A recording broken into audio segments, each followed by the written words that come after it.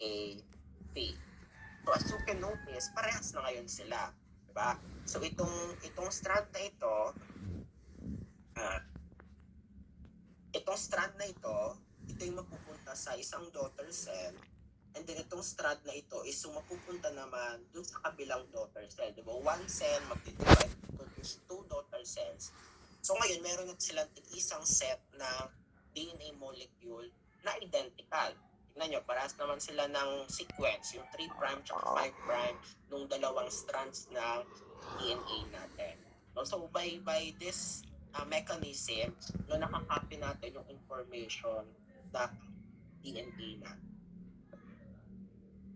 So ngayon, dito sa isang strand, yung nasa topmost na strand natin, so kung matatanggal natin, kunwari itong red, is yung hydrogen bonds, the helicase will move continuously sa DNA natin. Tatanggalin niya yung mga hydrogen bonds na yan para ma-open pa yung segments ng DNA natin. So habang nag-move sa helicase, lagay ko na sa helicase dito sa bandang dulo, diba it creates a torsion ahead of the replication fork. Dinemonstrate ko na nayuyupit yung DNA natin dito at nga naka-twist siya. So to relieve that torsion, meron tayong si topoisomerase that relieves that torsion para hindi mayupit yung DNA, hindi masira. Now, as the helicase continuously unwinds the DNA, itong sa top na strand natin, tuloy-tuloy yan. I-replicate yan ng DNA polymerase. So, tuloy-tuloy yung replication. So, tuloy-tuloy yung replication. Itong strand na ito, that is continuous replication, tinatawag natin na leading strand. Diba? Naalala ninyo? In contrast, yung nasa baba, so, nag-umpisa tayo rito naglagay tayo rito ng primer. Ito yung primer natin dyan. Dapat may primer din syempre sa baba. So ngayon, dahil ang direction sa baba is 5' to 3', nasa kanan yung 5' nung nasa babang strand, maglalagay ulit ako dapat dito ng primer. Diba? So at na-open ko ulit yung region na nandito, drawing ko lang ulit yung DNA dito. Dito yung 5' ko. So maglalagay ulit ako rito ng primer.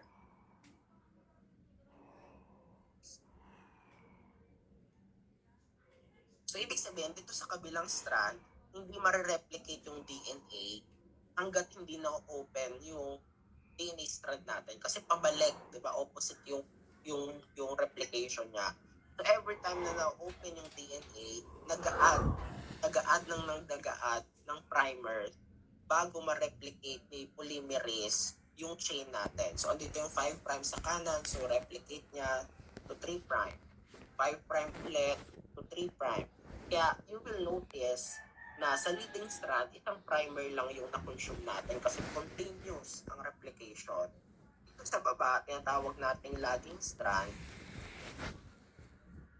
yung replication, putol-putol. Ito isang fragment, another fragment, and then ito yung another fragment. These fragments, tinatawag natin Okazaki fragments. So na eventually, is dahil fragmented siya, isisil siya ng enzyme natin, si ligase. But before sa ligase, by the way, we have another DNA polymerase. Ang function is to remove yung mga primers. Kasi di ba primer itself is RNA. So ayaw natin na may RNA dahil basically DNA yung sinisynthesize natin. So this DNA polymerase will remove yung mga primers na nilagay ni primase para all throughout DNA. So, then isisil yan ng ligase para connected yung buong strand na DNA na. So, ayun yung ating DNA replication. So, kilalanin, dapat familiar tayo dun sa mga enzymes na tumutulong during the replication process. So, punta na ngayon tayo, which is yung topic talaga natin today, si transcription intensive translation. So, another property ng DNA natin is gene expression. Yung phenotypic function niya. Ano man yung information present sa DNA natin, kailangan is na-express siya as a phenotype. And na-express natin ito via the amino acid that are used para makagawa tayo ng mga proteins. So basically, yung DNA natin is information kung anong proteins yung isi-synthesize ng cells natin. So bakit proteins? The proteins are the building block of our body. Can you imagine a living being na hindi kailangan ng proteins? Di ba wala naman? Kasi lahat, every organ, every tissue are made up of proteins. The enzymes that catalyze every biochemical reaction are also proteins. So wala tayong magagawa kung walang protein. So kaya ang DNA natin is information, anong proteins yung kailangan ng katawan natin para magawa niya yung mga functions niya for us to sustain life. No? So, ang basic unit ng isang protein is the amino acid. So, dito sa illustration natin, makikita niyo yung basic structure ng isang amino acid na meron siyang central carbon. Doon sa central carbon na yun is meron nakabind na acid group, an amino group, and an R group. So, marami tayong iba't ibang klase ng amino acids and nag-differ sila, they vary specifically sa R group. So, this one specifically shows up arginine. No? So, chemically, pwede tayo makapag-synthesize ng more than 500 types of amino acids. Pero 20 of them are required sa diets natin to produce our own molecules. No? Dun sa 20, yung 20 amino acids rather is kailangan ng katawan natin para magawa lahat ng basic functions ng katawan natin. Yung 8 doon is essential kasi nanggagaling sila sa diet. Yung 12 kaya synthesize ng katawan natin, yung 8 dun sa 20 nanggagaling dapat sa diet kasi we cannot synthesize them. So sila histidine, isoleucine, leucine, lysine, kung naalala ninyo sa biochem ninyo, yun yung 8 na essential amino acid. So, to express the information na meron kay DNA, kailangan ng cell natin ng processes, transcription, and then translation. Ang replication, nangyayari bago pa mag-divide ang cell. Specifically, sa S-phase ng interphase, so basically, ang replication nangyayari sa nucleus.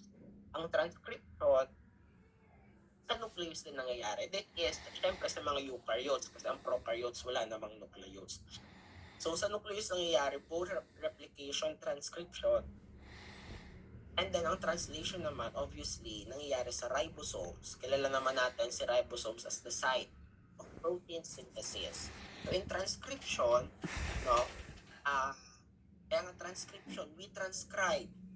Simply put, kino-convert natin yung information na naka DNA into an RNA.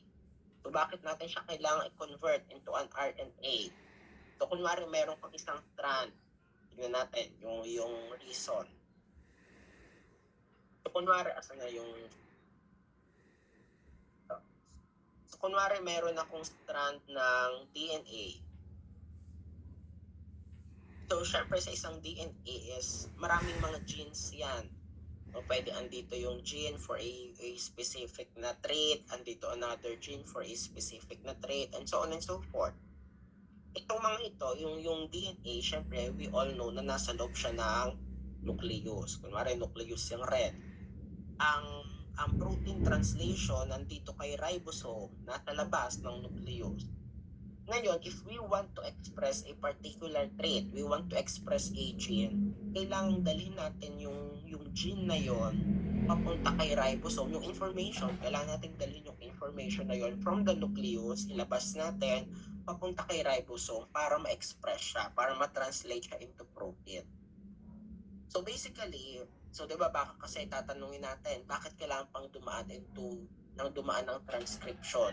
Na same lang naman basically, ang kung ano yung information na nakay DNA is same information lang na nakay RNA bago siya maging amino acid. So bakit kailangan pang dumaan kay RNA? So why not directly DNA to amino acid?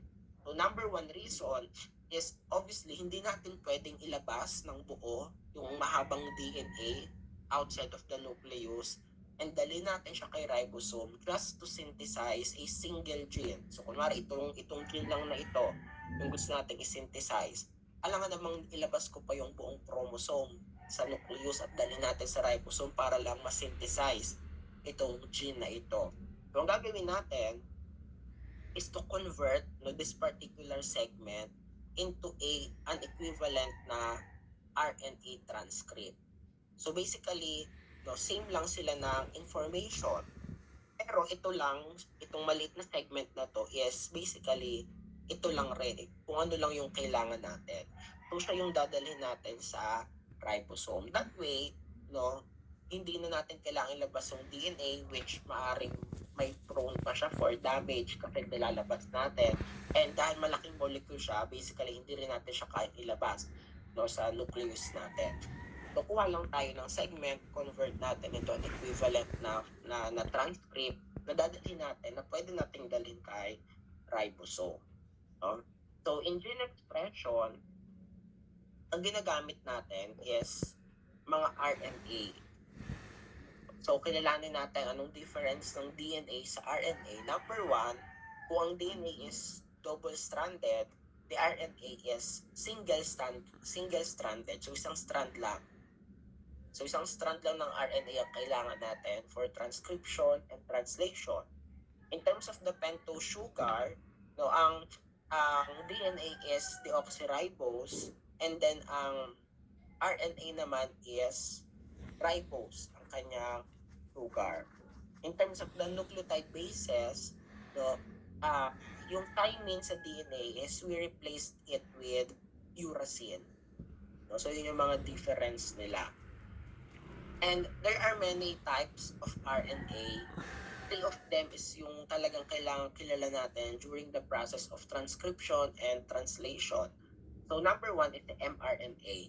Yung kino-convert natin kanina from DNA to RNA, specifically this one, ito si mRNA or simply messenger RNA. So kaya bakit siya tawag na messenger RNA? Kasi siya yung nagki-carry ng information galing kay DNA na dadalhin niya kay ribosome through protein synthesis. So, in short, it acts sort of like a messenger. Na kinikerry niya yung information from the nucleus galing kay DNA papunta kay ribosome. Yan. Next. Next is yung rRNA natin. So,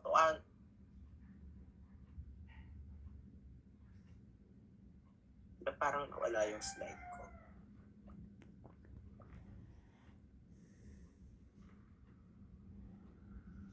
Someone else is presenting.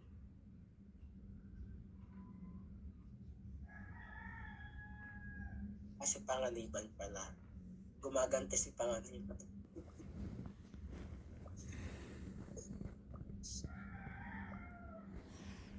Yeah. So aside from mRNA, meron tayong rRNA.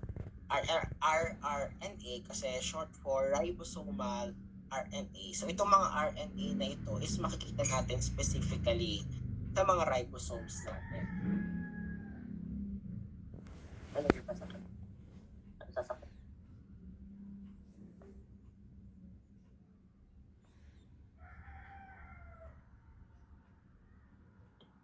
So sa ribosomes natin, are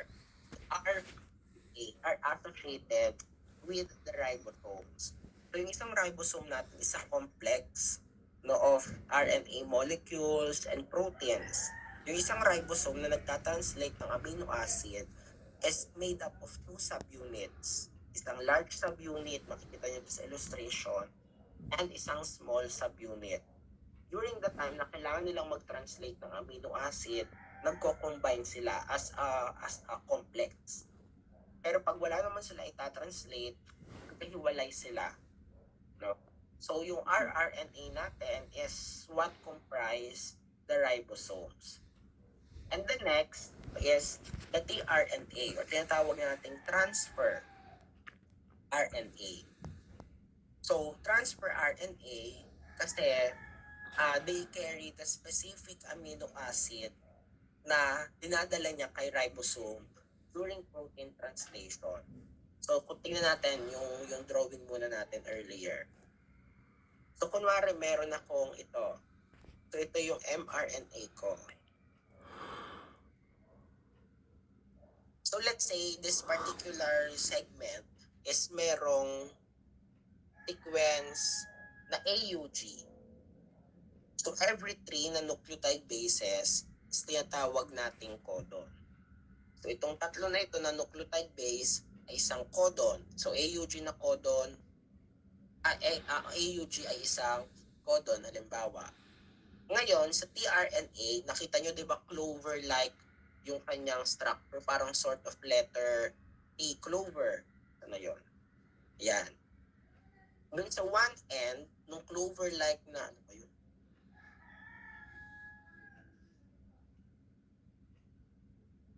Ganyan na lang kasi hindi ako magaling mag-drawing. Dun sa one end ng clover-like molecule na yun, dito sa end na ito, yung nasa taas, may segment dito na tinatawag nating anticodon, which is complementary nung mRNA codon. So, using complementary base pairing, so this will be, pero RNA, kasi RNA itong mga ito. So, kung may thymine, i-replace lang natin ng uracil. So, dahil A ang supposedly kapartner niya ay thymine, so palitan natin uracil, then ito ay adenine, and then ito ay cytosine. Sa kabilang end niya, opposite of that, is yung specific amino acid na equivalent ng anticodon na UAC, which is methionine. Itong mga ito is very specific, yung mga transfer RNA. Kung ano yung anticodon na meron sila, very specific lang kung anong amino acid yung makakapag-attach dito sa unit na ito ni tRNA. So specifically, sa UAC na anticodon ng tRNA, ang makakapag-attach lang sa kanya is the amino acid methionine. Ngayon, ito idadali na ngayon ito kay ribosome. So sa ribosome, magta-translate na siya. So parang sort of the ribosome will read the mRNA transcript. So kunwari, meron ka dyang mRNA, i-read niya yan. Depende kung ano yung sequence. Kunwari, una niyang na-read is AUG. Dahil na-read niya AUG, magdadala si transfer RNA ng amino acid equivalent ng AUG. Dahil nakita niya na AUG, ang pupunta na transfer RNA is yung merong anticodon na UEC na may daladalang methionine na amino acid. So that way, no, nakakapag-synthesize. So kung ang next na codon is another amino acid, idudugtong mo yun. So kunwari, next na amino acid is, or next na codon is for the tRNA na ang dala niya, halimbawa is lysine. So lysine yung next dun sa chain natin, and so on and so forth. So yun yung function ng tRNA natin. So kaya makita nyo rito, no, sa diagram natin, meron tayong tatlong codons, si AUG, VGA, UGU. Equivalent to the tRNAs UAC, CCU, ACA, na meron mga specific na amino acid, methionine, glycine, and then cysteine. Again, very specific sila. So, in transcription, again, kino-convert natin no, yung isang segment ng DNA into an mRNA. No, para makagawa tayo ng mRNA transcript. So, during transcription, the key enzyme na gumagawa ng transcription is si RNA polymerase. So, si RNA polymerase, hindi iba siya sa DNA polymerase. Kasi sa DNA polymerase, ang synthesize niya DNA. So, si RNA polymerase, ang synthesize niya basically is RNA. Si RNA polymerase, siya yung nag-unwind ng double helix. Siya na rin yung nag-synthesize ng mRNA. Ganun din, no, ang pag-synthesize niya is from 5' to 3' direction. Kaya kung makikita nyo dyan, yung dalawang strand ng DNA, yung color blue, no, ginamit niyang strand yung isa kasi sa transcription, isang strand lang ng DNA ang kailangan natin. No, so dahil ang synthesis ng RNA is 5' to 3', ang gagamitin nating template strand is yung 3' to 5' na DNA. So, during transcription, may mga protein tayo na nagbabind sa specific DNA, sa specific segments ng DNA natin para ma-enhance, malimit no, yung transcription or ma-activate yung transcription. Kaya tawag natin itong mga transcription factors. Kumbaga itong transcription factors, it sort of connects no, yung expression ng genes natin and our environment. So, kunwari, may certain gene na that is needed to be expressed, no, i-activate siya ng mga transcription factors. And iba-iba, maraming iba't ibang klase ng transcription factors. So, for example, is may mga activator proteins. Yung activator proteins, they specifically bind sa DNA na segment na tinatawag nating enhancers. Na ang function ng mga activator proteins is to bend the DNA no, and bring them closer kung saan mag-i-initiate yung transcription para mabilis. Kunwari, dalawang gene na related ang function gusto natin is mabilis silang matranscribe. No, the activator proteins will bring them closer dun sa tinatawag nating promoter region. Kasi sa promoter region, dito nag-uumpisa yung transcription.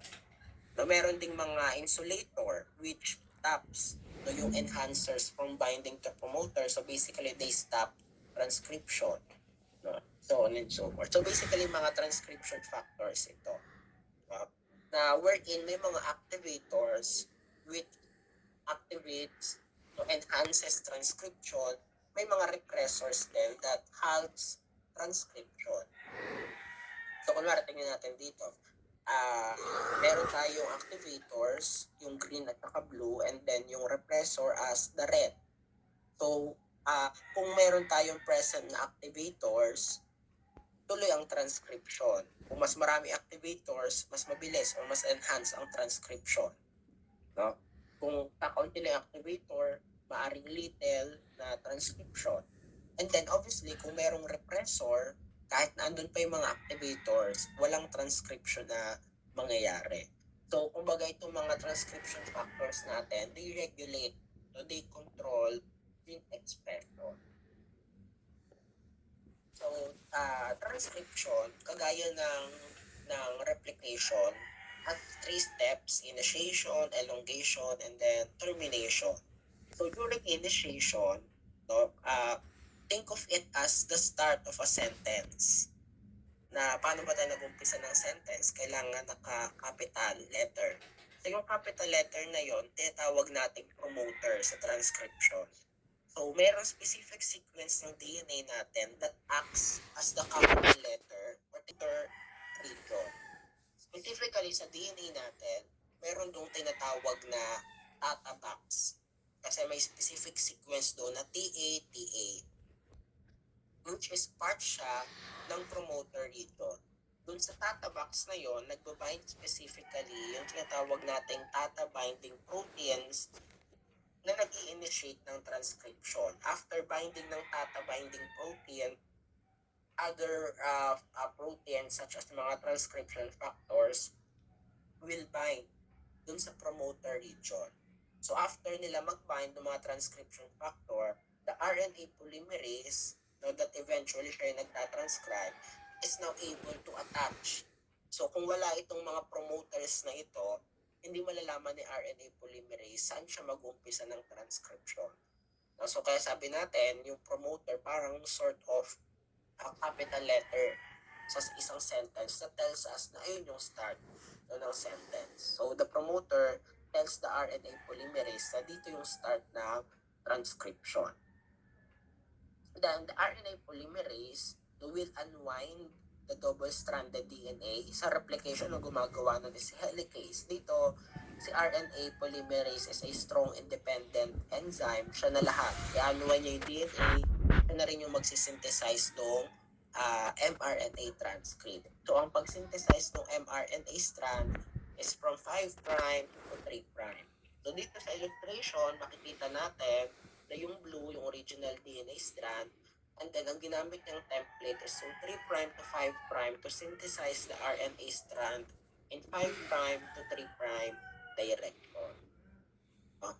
And then, if meron din tayong, ayan, so, tuloy-tuloy yun, during the process of elongation, tuloy-tuloy yung itatranscribe ni RNA polymerase yung DNA into an mRNA hanggang sa ma-reach niya yung end.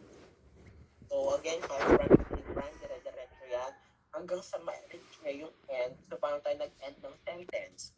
Gamit ay period. So, sa transcription, yung period na yon is mga terminators na tinatawag. So, at the end of transcription, may specific sequence that act as the terminator sequence that tells the RNA polymerase na hanggang dito lang yung itatranscribe mo. So, ngayon, dahil because of the promoter and the terminator sequences, alam ni RNA polymerase which specific segment lang ng DNA yung kailangan niyang i-transcribe. Yeah.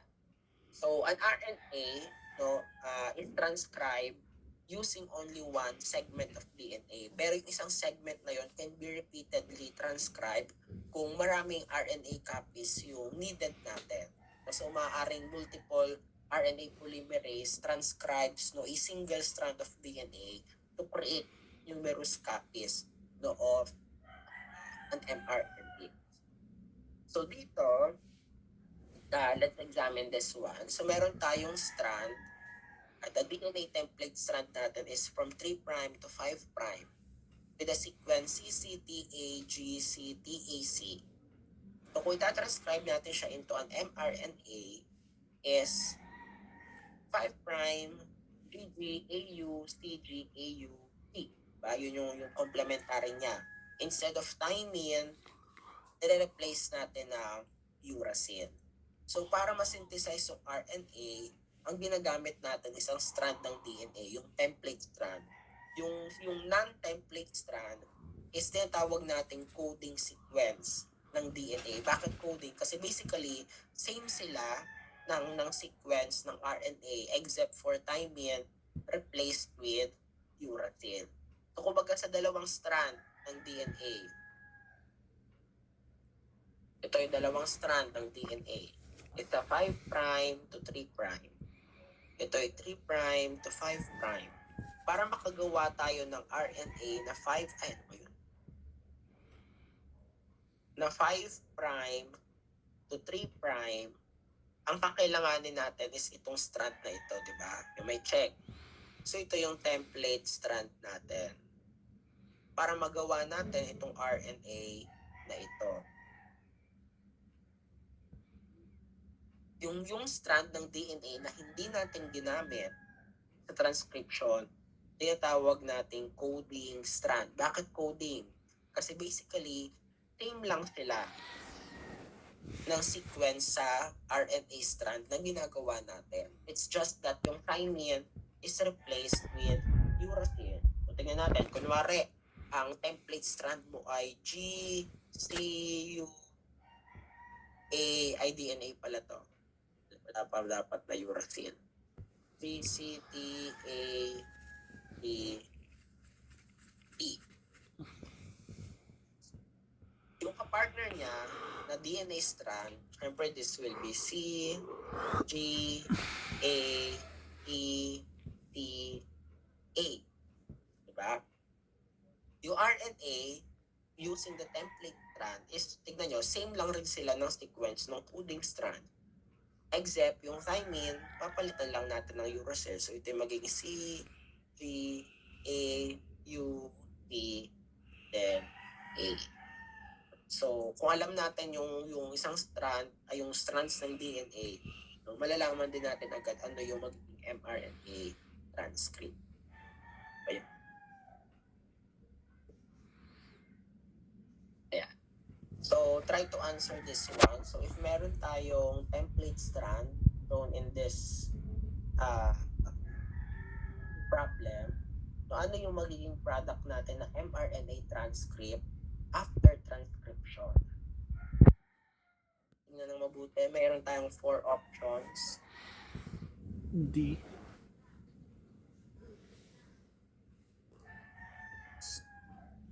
anong answer natin?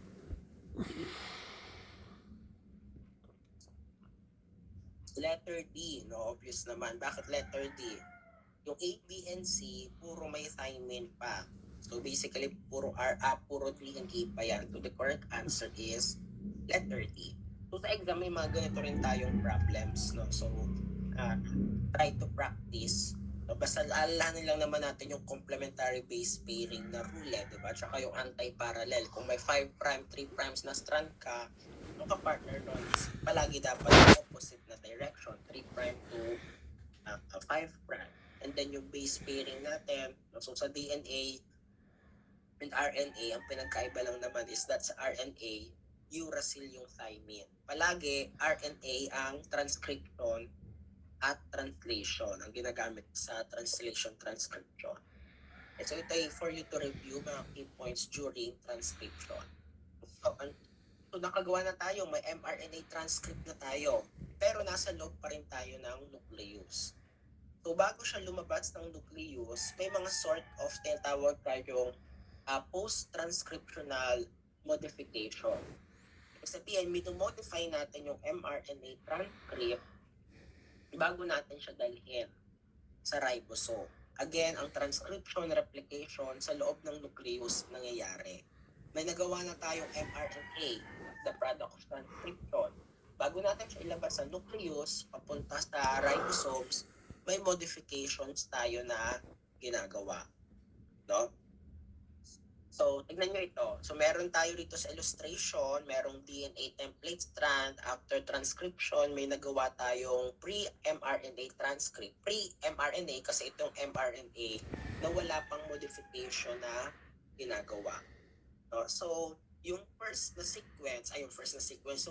modification is dun sa 5' end, di ba may 5', 3' end din naman yung RNA, naglalagay tayo ng mRNA cap. So para sa nito, this cap is actually consist of a backwardly inserted na guanine, no? Which sort of adds a methyl group, no, doon sa guanine na yun and on the adjacent na nucleotides. So basically, ang pinaka-gist is merong methylated cap na nilalagay dun sa 5' end. So kailangan itong methylated cap na ito, no, for recognition, no, later on dun sa translation process natin mamaya. No? So parang sort of the methylated cap is a recognition site for protein synthesis.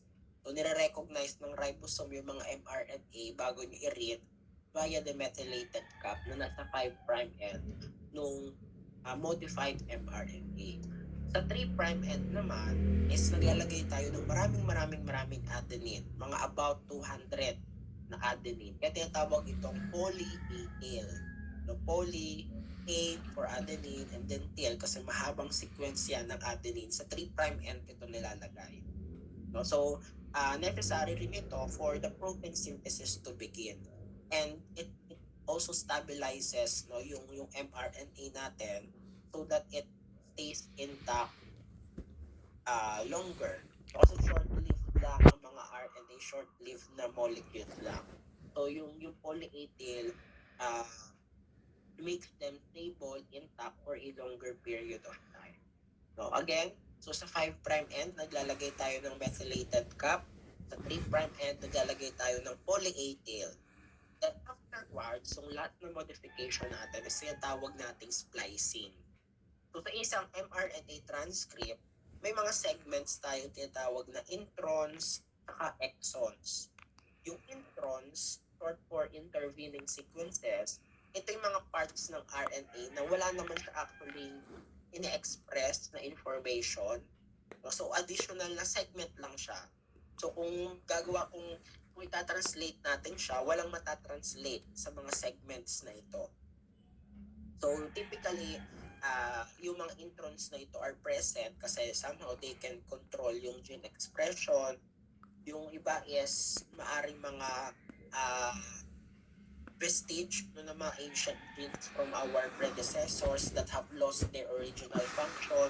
But basically, yung mga introns is hindi natin kailangan during protein synthesis. Ang kailangan natin are the exons kasi they are the ones that carry the information. No? So, yung last na modification is splicing kasi we will remove yung mga introns or these intervening sequences. No? So, pagkaalis nun, ang matitira na lang is puro exon. Kaya yung mature mRNA na dadalhin natin sa ribosome for translation is an mRNA comprised solely of exons, may methylated cap sa 5' end, and poly A tail sa 3' end. Okay? Naunawaan po? Kaya pa? Okay. So next, so punta naman tayo ngayon sa translation. So during translation, no, nakalabas na yung mRNA, nasa ribosomes na tayo. So ang gagawin ni ribosome, kilala natin siya as the site of protein synthesis. I-read niya yung RNA na product natin ng transcription. So sabi natin earlier, bawat tatlong nucleotide bases is isang codon. So, nire-read niya every codon by codon para malaman kung anong sequence ng or kaanong amino acid yung kailangan niya i-synthesize. Kaya in short, yung DNA natin is an instruction anong amino acids yung gagawin ng mga cells natin. No? So, may specific na codon, may specific na anticodon for every codon na equivalent also to a specific na amino acid. No? So, specific mRNA codons correspond to specific amino acid. So, tingnan natin yung mga properties ng code, ng genetic code natin. Number 1, the code itself is a triplet. Kasi nga sabi natin kanina, isang codon is made up of 3 nucleotide bases. So, before, no, may maraming theories kung ilan ba talaga, kung paano nire-read ng ribosome yung yung mRNA para makagawa siya ng amino acid. So kaya tingnan nyo, dito sa experiment na ito, it involves, we want to determine, in this experiment, no, the scientists want to determine how the codon is read. No? So, nire-read niya ba yon by a single nucleotide base, no? By 2s or by 3s? Important yun kasi parang alam natin how to read, no? How the ribosomes translate, no? Amino acid. So, tingnan natin dito. Meron tayong original RNA sequence, paulit-ulit na repeating sequences of GAC, GAC, GAC, GAC, which results to the same amino acid, si aspartic acid. So ngayon, ang hypothesis natin, if mag-insert tayo ng ibang nucleotide base, mag-iba yung sequence, tama? It will result to a different amino acid. Ngayon, kung pagka-insert natin, kunwari isang naglagay tayo ng panibagong code, yung nilagay natin na code, magre-result sa ibang amino acid, pero eventually dapat babalik siya dun sa original na amino acid, which is aspartic acid, kasi naglagay isang code lang naman yung nilagay natin. Ang tanong, yung code na yun is ilang bases ang constitution niya. Patingnan natin. Dito sa initial, sa unang experiment, nag-add sila ng isang nucleotide base. So initial aspartic acid, nag-insert sila ng guanine, and then naging glycine. So kung yung code is made up of a single nucleotide base, dapat after mag-insert ng guanine, babalik ulit na sa aspartic acid kung made up of a single na nucleotide base ang bawat codon. Pero after glycine, naging na siyang arginine. So iba na. So ibig sabihin, hindi by ones. Which is basically, kumbaga ang tawag rito, obvious naman. Kasi kung isang kung isang base per amino acid, di ba sabi natin kanina, our body, our cells need at least 20 amino acids. Kung isang base per amino acid, apat lang naman yung base natin adenine, guanine, cytosine, thymine. So kung isang base equivalent to isang amino acid, obviously apat lang na amino acid yung magagawa natin, which is obviously kulang dun sa 20 na kailangan ng cells natin. So kung by 2 naman, so aspartic acid, nag-insert tayo ng UG, no, naging tryptophan, no, and then eventually naging threonine. Ibig sabihin, nag-iba rin yung code, hindi by 2s, which is again, no, kung bibilangin natin is tumutugma. Kasi kung by 2s, kung apat na nucleotide bases raised to 2, 16 combinations lang yung possible, which is kulang pa rin para makumpleto yung 20 na amino acid. Kung by 3s, so from aspartic acid, nagdagdag tayo ng 3, UUG, nagkaroon ng leucine. And then, nakita nyo, niread ulit siya by 3s, GAC, kaya naging aspartic acid. So, ibig sabihin, nire-read ng ribosome yung codons by 3s. Kasi kung by 1s, kunwari pagka-read niya rito, aspartic acid, niread niya by 1 ng by 1s ito nagkaroon ng glycine, pero bakit naging arginine? Kung by 1s, dapat aspartic acid ulit. Dito, kung by 2s, after tryptophan, dapat aspartic acid ulit. So, after nung insert nung 3, UUG, bumalik ulit sa aspartic acid. Is, kung bibilangin nga ulit natin yung possible combinations, tumutugma na. Kasi kung may 4 nucleotide bases raised to 3, 64 possible combinations which are more than enough dun sa 20 amino acids na kailangan ng katawan natin. Diba? Naunawaan nyo, class? Okay. Next. So kaya, yung table natin of genetic code is merong 64 possible na combinations. So paano tayo magbasa ng table of genetic code? So yung first letter, kunwari AUG, ayun lang. So may first letter, second letter, third letter. Kunwari AUG. So hanapin natin.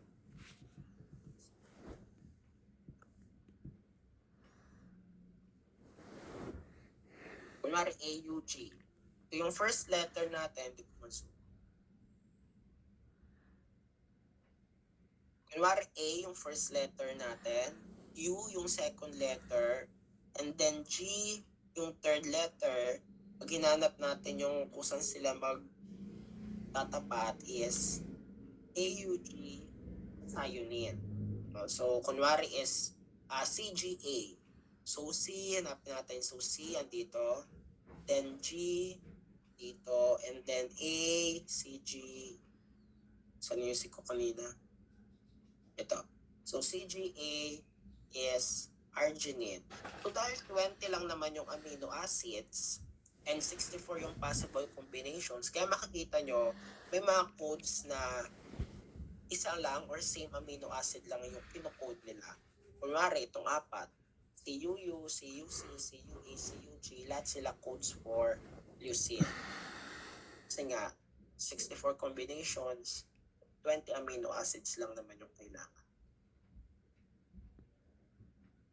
Next. Another property ng code is hindi siya overlapping. It must not overlap. So pag sinabi natin non-overlapping, pagka-read nung kodo na by 3s, hindi na dapat siya uulit, hindi na siya mag-overlap. Kunwari, itong sequence na to, i-read natin siya by 3s. Dapat AG, CCC, then AAG, by 3s and non-overlapping. Bakit hindi pwedeng overlapping? Kung overlapping yan, same sequence, i-read natin siya AUG, then overlap, balik tayo sa U, UGC, overlap ulit, balik tayo sa G, ECC, overlap ulit, CCC, and so on and so forth. Which actually, makakagawa tayo ng mas maraming amino acid kasi nire-repeat natin, nire-read natin because of the overlapping reading frame. Pero hindi siya pwede kasi although mas maraming amino acid yung magagawa sa isang sequence, it sort of limits yung possible combinations. Bakit? Palagi ang nauunang codon ng mga amino acids ay palaging AUG, yun yung starting codon. So kung overlapping sila, dapat after AUG, yung next na codon is a codon na ang umpisa is U and G, ang base. Kasi AUG, kung overlap siya, yung next na amino acid is UG, ang umpisa. Which sa table natin is dadalawang amino acid lang yung may UG sa unahan, si cysteine at saka si tryptophan. So, ibig sabihin, kung ganon, lahat ng proteins, methionine yung unang codon, tapos cysteine, tryptophan. So, it sort of limits yung possible of combination, malilimit din yung proteins na magagawa natin. So, kailangan another property ng codon is hindi siya overlapping. Pangatlo, kung by trace and non-overlapping, tignan nyo, itong sequence na ito, kung by trace at non-overlapping, pwede ko siyang i-read into different reading frames. Pwede mag-start ako sa A, basahin ko siya as AUG, CCC, AAG, ang magagawa nating amino acid is methionine, proline, lysine. Kung mag-umpisa ako sa U, sa second reading frame tayo, kung mag-umpisa ako sa U, na babasahin ko yung U, ang magagawa natin is UGC, CCA, AGA. Tama rin naman kasi by trace, hindi rin ako nag-overlap. So, ang nagawa natin, cysteine, proline, arginine. Kung mag-umpisa ako sa G, ang magbabasa natin is GCC, CAA, GAC. So, magiging siyang alanine, glutamine ata, hindi ko sure. And then, aspartic acid, glutamine, yung GLN.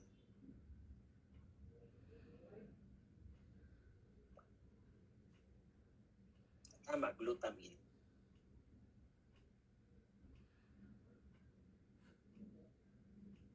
So ngayon, paano malalaman ng ribosome ano yung tamang reading frame? Diba? Kasi ito isang sequence lang. Kung susundin natin siya na by trace, non-overlapping, pwedeng iba-ibang reading frame depende kung saan tayo mag-uumpisa. So kung ikaw si ribosome, maaaring hindi mo alam, malilito ka kung saan mo umpisa. Which is why, meron tayong mga special codons which tells the ribosomes saan ka dapat mag-umpisa ng translation. Kaya, ang start codon palagi is the AUG, no, which codes for methionine. Kaya tingnan nyo, sa table of genetic code natin, yung AUG, isang amino acid lang siya, methionine lang, and walang ibang code para kay methionine kundi AUG lang. Ibig sabihin, no, bago tayo mag-translate si ribosome, kailangan meron munang AUG. Kung wala yung AUG, hindi tayo pwedeng mag-translate or walang translation na mangyayari. No? Then, meron tayong mga stop codons which tells the ribosomes na hanggang dun lang dapat yung translation. So, pag may na-meet siya na ganitong stop codons, stop ang translation. Tatlo yun. UAA, UAG, UAG, UGA. Wag, uga. Para malala natin. So, any of these three will tell the ribosome na stop na dapat ang translation. So, tingnan natin dito. Meron tayong tatlong reading frames, no, na tama naman kung by trace and non-overlapping, pero dapat babasahin natin siya. Ang correct reading is dito sa pangatlo. Pag-umpisa tayo dun sa AUG. So sa exam, kung may ibibigay akong ganyang sequence, kunwari UCA, UGA, UCU, huwag kayong mag-uumpisa sa pag-read ng UCA. Hahanapin nyo dapat kung nasaan si AUG. Doon kayo mag-uumpisa ng translation.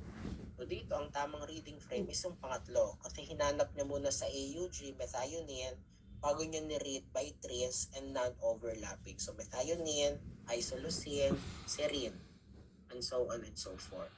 No, kung wala yung AUG, walang translation. So kunyari ito, Yan.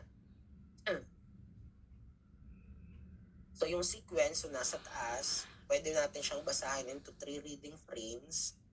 Kung mag-umpisa agad tayo sa CAC, histidine.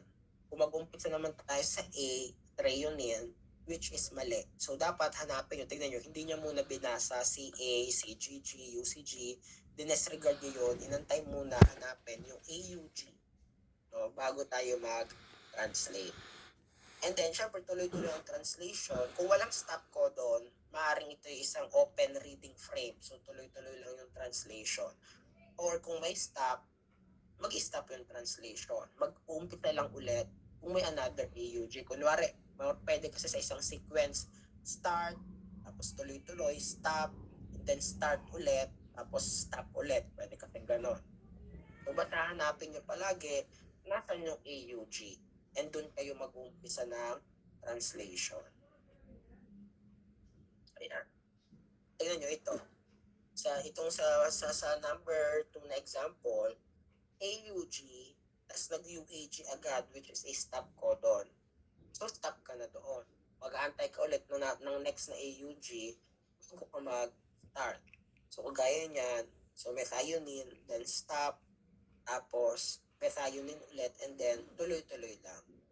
No? So, may methionine ulit sa in-between, kasi maaaring kailangan niya ng amino acid na methionine para dyan sa sequence na yan. So, tuloy-tuloy lang tayo. Yeah. So, yung first mRNA codon natin is the codon na AUG. Palagi yan. So, it signifies no, yung start ng polypeptide natin. Tapusin na lang natin parang less than 10 slides na lang naman pala. So, yung initiation ng translation is, syempre, kung nasan yung AUG. Di ba sabi natin kanina earlier, yung ribosomes natin, kung wala silang itatranslate, is magkahiwalay yung small and large subunit. Pag magta-translate na sila, they form a complex that reads no, yung mRNA. In this particular example, meron tayong mRNA strand, no, makikita nyo 5' to 3', and then yung unang part or unang component ng ribosome that will bind is yung small subunit ng mRNA, ng ribosome. Magbabind yung small ribosomal subunit dun sa mRNA, hahanapin niya, di ba kanina merong methylated cap, hahanapin niya kung nasan yung methylated cap, and then may specific na sequence, tawag nating leader sequence, which tells na nandun malapit yung start ng translation. So ahead of the leader sequence, andoon yung AUG, which will be the start codon. Then after some time, no, pupunta ngayon dun sa complex yung other proteins, including yung large subunit ng ribosome natin. Sa large unit ng ribosome natin, if merong peptide binding site at saka acceptor site. Na itong segment na ito, yung P and A is peptide site, and then yung A is acceptor site. Peptide site, kasi dito na-form yung peptide band. 'Di ba ang isang amino acid no, is pagka-synthesis ng isang amino acid, mag-a-attach ng another amino acid. So, kumbaga, yung buong chain is a polypeptide chain para makagawa tayo ng mga proteins. Na yung isang amino acid is ina-attach sa another amino acid via a peptide band. So, yung pag-form ng peptide band, nangyayari dito sa P site. So, sa P site, dito na pupunta yung unang tRNA dun sa na-equivalent ng first na codon. So, kunwari AUG, papasok rito yung methionine, yung tRNA that carries methionine. Sa acceptor site, dito papasok yung next na tRNA, yung next na nakatumbas ng next na codon sa pain. So kung ang next na codon ay CGA, equivalent ng anticodon is CCU, equivalent to the amino acid glycine. So papasok siya sa tRNA. no? And then elongation, yung process ng elongation is yung tuloy-tuloy na pag translate ni ribosome in 5' to 3' direction ng mRNA transcript. Kaya makikita nyo, kanina yung methionine nandito sa P site. Yung glycine nandun sa A site. So habang nagmo-move si ribosome in 5' to 3' direction, magmo-move rin yung mga tRNAs natin. Yung tRNA carrying methionine mag-exit sa ribosome. No, ang tRNA nare-recycle sila. So after nila mag-carry ng amino acid and after mag-touch ng amino acid, no, pwede sila ulit magamit no, to carry another batch ng amino acid. So yung UAC, kukuha ulit siya ng another na methionine. Nadadalhin niya ulit kay ribosome. Kasi tinawag na transfer RNA. So yung next, ay yung initial na amino acid natin is the methionine. Sa P side, nag-form ng peptide bond para ma-attach natin yung next na amino acid which is glycine. Kaya sa P side, dito na-form yung peptide bond. And then, on the A side, dito naman papasok yung next na amino acid. So, sabi natin cysteine. So, papasok siya doon sa A side and then mag-move ulit si ribosome. So, mapupunta ngayon yung cysteine sa P side na magagawa ng peptide bond para may kabit natin dun sa preceding amino acid which is si glycine. And then tuloy-tuloy lang. From A, pasok yung next na amino acid sa A site, lipat na P site para makabit siya sa preceding amino acid via forming peptide bond, no, which extends no, yung amino acid chain. So na kaya elongation, yun yung process ng elongation. And then, once na ma-reach yung end, yung stop end of the stop codons, kunwari is UAA. UAA is stop codon. Pag na-reach yun ni ribosome, walang tRNA na mag-a-attach doon kasi wala siyang equivalent na amino acid.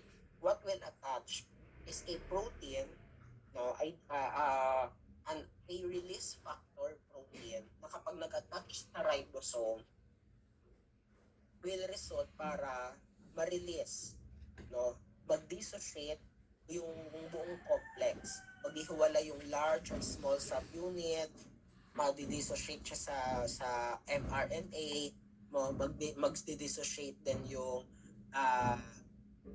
mga amino acid na nagawa.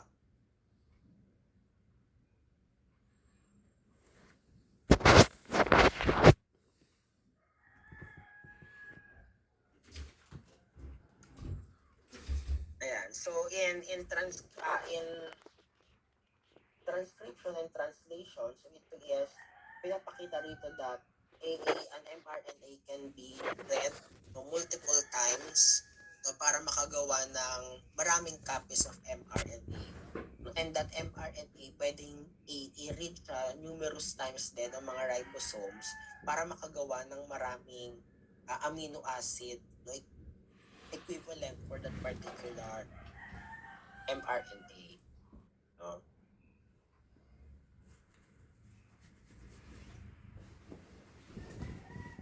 So just some key points. And malapit na. Last na itong mga slides nito. So yung amino acids after nilang ma-form, di ba ang primary structure nila is a linear no, na polypeptide chain. And then, no, these proteins are folded into several configurations para makagawa ng protein. So from primary structure, no, makufold siya into secondary structure, no, mainly depende rin dun sa mga present na amino acids plus yung dahil aqueous kasi yung environment ng cell natin, it folds the polypeptide into its secondary structure hanggang sa kanyang three-dimensional structure, tertiary structure. Quaternary structure may involve maraming polypeptides no, forming yung proteins na kailangan natin. So in short, ang pinaka-gist dito is that proteins must be properly folded no, para makagawa tayo ng proper na protein. If misfolded yung protein, aring mali yung structure niya and hence mali rin yung function niya. Kaya after magawa ng mga